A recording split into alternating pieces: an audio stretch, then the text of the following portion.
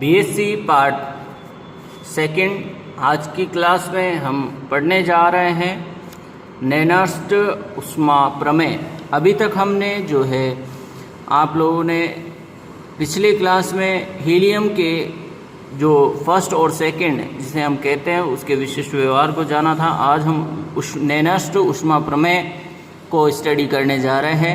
नैनस्ट उष्मा प्रमेय के अनुसार नैनस्ट जो उष्मा प्रमेय है उसके अनुसार परम शून्य ताप पर तंत्र या निकाय की सभी अभिक्रियाएं बिना एंट्रोपी में परिवर्तन के अग्रसर होती है। नैनस्ट उष्मा प्रमेय को आधार बनाकर फाउलर तथा गगनहाइन दो साइंटिस्ट हुए। फाउलर और गगनहाइन ने ऊष्मागतिकी के तृतीय नियम का प्रतिपादन किया। इसके अनुसार परम शून्य ताप पर तंत्र की एंट्रोपी सार्वत्रिक नियतांक होती है। इसे शून्य के बराबर लिया जा सकता है, ऐसा उन्होंने बताया। इसके अतिरिक्त ऊष्मागतिकी के तृतीय नियम के निम्न दो कथन प्रस्तुत किए जो निम्न प्रकार से हैं। पहला कथन हम पढ़ेंगे प्लांक का कथन। प्लांक के अनुसार परम शून्य ताप पर तंत्र की ही नहीं बल्कि उसमें उपस्थित सभी प्रावस्थाओं की एंट्रोपी का मान शून्य के बराबर हो जाती है। जो एंट्रोपी है सभी प्रावस्थाओं की जो एंट्रोपी है शून्य के बराबर हो जाती है। लेविस व रेंडेल के कथन के अनुसार लेविस और रेंडेल के कथनानुसार तंत्र की एंट्रोपी परिमित व धनात्मक होती है, परंतु परम शून्य ताप पर ये शून्य के बराबर हो जाती है और शुद्ध क्रिस्टलीय पदार्थों के लिए तो निश्चित ही एंट्रोपी का मान शून्य होता है। ऐसा दो कथनों के द्वारा प्रस्तुत किया गया कि जो एंट्रोपी का मान है वो शून्य के बराबर होता है। अब इसके बाद हम देखते हैं ऊष्मागतिकी के तो जो इन्होंने कथन प्रस्तुत किए उनके अनुसार यदि एंट्रोपी को देखा जाए तो entropy is equal to zero. ऊष्मागतिकी के द्वितीय नियम से ये परम शून्य ताप की कंडीशन है। ऊष्मागतिकी के द्वितीय नियम के अनुसार ds is equal to D Q upon t के रूप में हम इक्वेशन फर्स्ट लेते हैं। हम जानते हैं कि d Q is equal to m c P D t के रूप में होता है।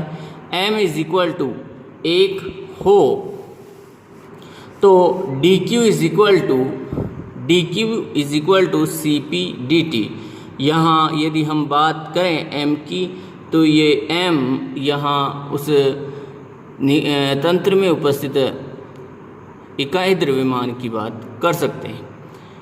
तो m इज इक्वल टू 1 ले तो D Q is equal to C P D T. From equation first and second जो हमारे पास इक्वेशन फर्स्ट और से इक्वेशन फर्स्ट है D S is equal to D Q upon T और equation number 2 है D Q is equal to C P D T. इन दोनों इक्वेशन से तो इक्वेशन नंबर 2 से वैल्यू रखेंगे इक्वेशन नंबर फर्स्ट में तो d S is equal to C P D t upon t के रूप में हमें एक इक्वेशन यहाँ फाइंड आउट होती है। अब ये जो इक्वेशन हमें फाइंड आउट हुई इसका जीरो से लेकर टेम्परेचर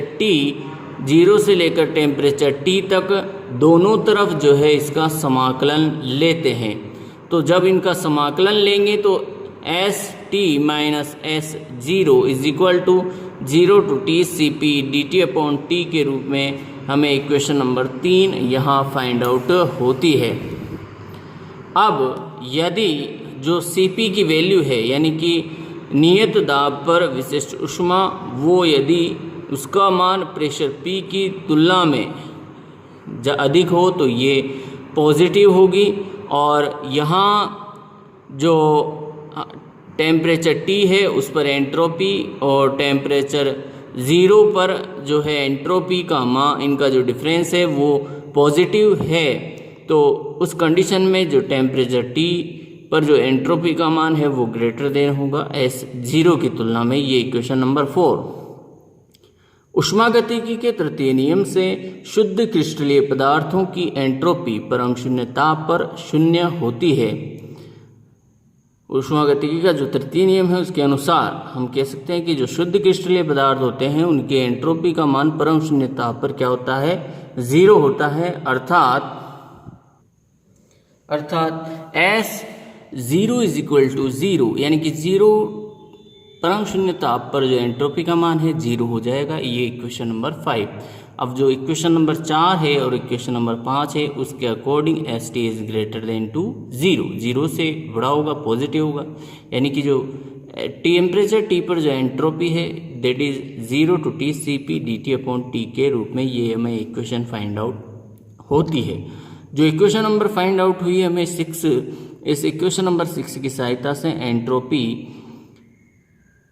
ST तृतीय नियम एंट्रोपी या निरपेक्ष एंट्रोपी कहलाती है। किसी भी प्रक्रिया में चाहे वह कितनी भी आदर्श क्यों न हो, परिमित चक्रों में निकाय का जो ताप है, निकाय का ताप परम शून्य ताप तक कम करना संभव नहीं है। यानी कि कोई सा भी निकाय हो उसको उसका टेम्परेचर परम शून्य ताप तक लेकर के जाना पॉसिबल नहीं है।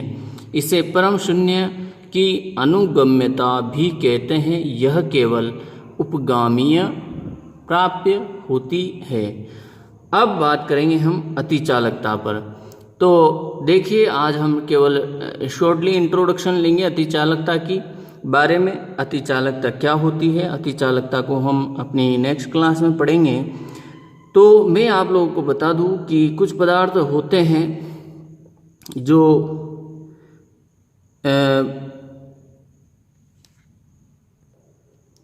तो देखिए जो अतिचालकता है उसके बारे में मैं आपको एक बार यहाँ शॉर्टली डिस्क्रिप्शन दे रहा हूँ, इसे नेक्स्ट क्लास में हम पढ़ेंगे ही सही। तो जो चालक पदार्थ होते हैं उनके ताप को यदि निरंतर रूप से घटाया जाता है तो हम जानते हैं वैसे भी कि यदि कोई चालक पदार्थ है उसके टेम्परेचर को कम किया जाए तो उसकी चालकता, उसकी जो प्रतिरोधकता है निरंतर घटती जाती है और चालकता में वृद्धि होती जाती है। एक निश्चित जो न्यून टेम्परेचर होता है उस पर जाकर के प्रतिरोधकता का मान 0 हो जाता है और उस जहाँ प्रतिरोधकता 0 हो जाती है उस स्थिति में जो चालकता का मान है वो अनंत हो जाता है। इसी कंडीशन को हम कहते हैं अतिचालकता। तो हमारी नेक्स्ट क्लास में हम डिस्कस करेंगे अतिचालकता को। Thank you.